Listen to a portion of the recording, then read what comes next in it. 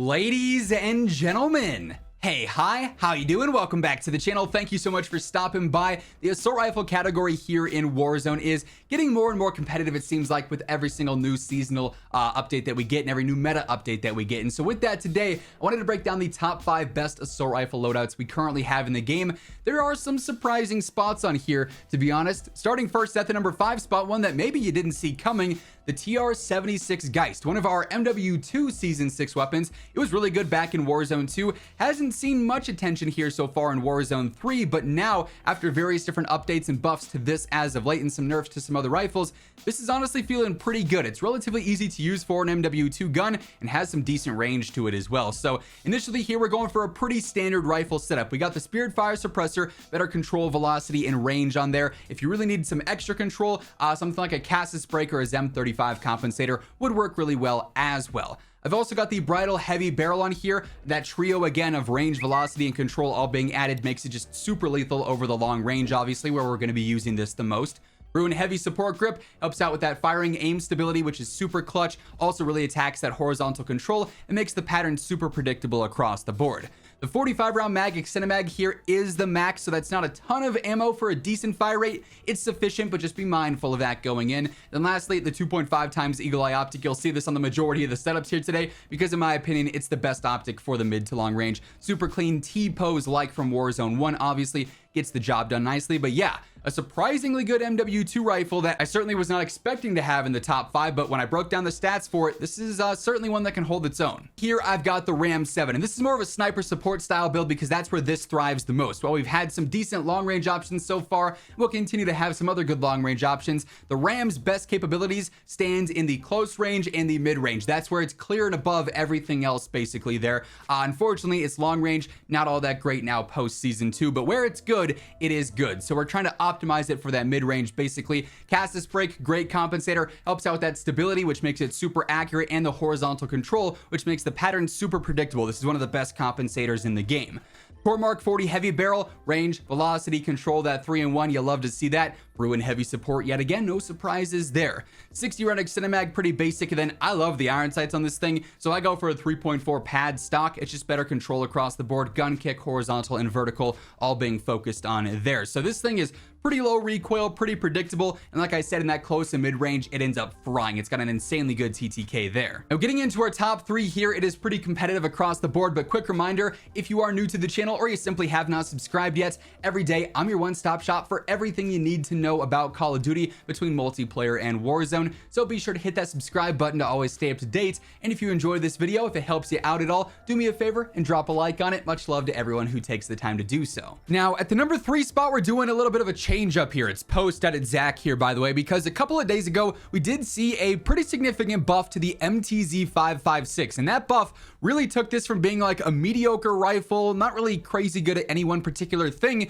to actually being pretty consistent across the board. If you wanted to use this for some close to mid-range, maybe some sniper support, or just as like a more aggressive iron sight-ish rifle, you could do so relatively well. You could also use this extremely effectively over the long range though, especially if you're very accurate with this. It's pretty easy to use. Landing a headshot or a couple of upper body shots back to back means you're going to have a very, very quick TTK with this thing over the longer ranges. So I won't lie, it's kind of hard to balance this and I think the Ram with 3 and 4, just because the Ram is so good in the close range, but then pretty mediocre over the long range, whereas this is just really consistent throughout, but doesn't necessarily thrive in like one specific area over the other. Regardless, it's a really good rifle. So for my setup here, relatively basic for like a mid to long range oriented rifle. We got the 2.5 times Eagle Eye on there, the 50 round drum, which does actually kind of burn through ammo kind of quick. This is a very fast fire rate rifle, so just be mindful of that. I also go for Bruin Heavy Support, but the angled underbarrel for horizontal control could be worthwhile there as well. I also go for the Spirit Fire Suppressor per usual. Then I go for the Drifter Heavy Long Barrel. Does a lot for your range and velocity, really extends its lethality out quite a bit, especially in like the mid range and the long range there. So really effective with that in general. pretty fun rifle, and obviously very fresh because we haven't been using this one really since launch, so it's nice to see a new contender added to the mix. Then at number 2, I've got the SVA. This is one of the easiest weapons to use in the entire game. Also is very effective across all ranges, the mid-range, the long range. It's going to be a really good choice. So when you factor in true accuracy and its overall stats, you get a very good realistic TTK, up there with some of the best options in the entire game, not even just the rifle category.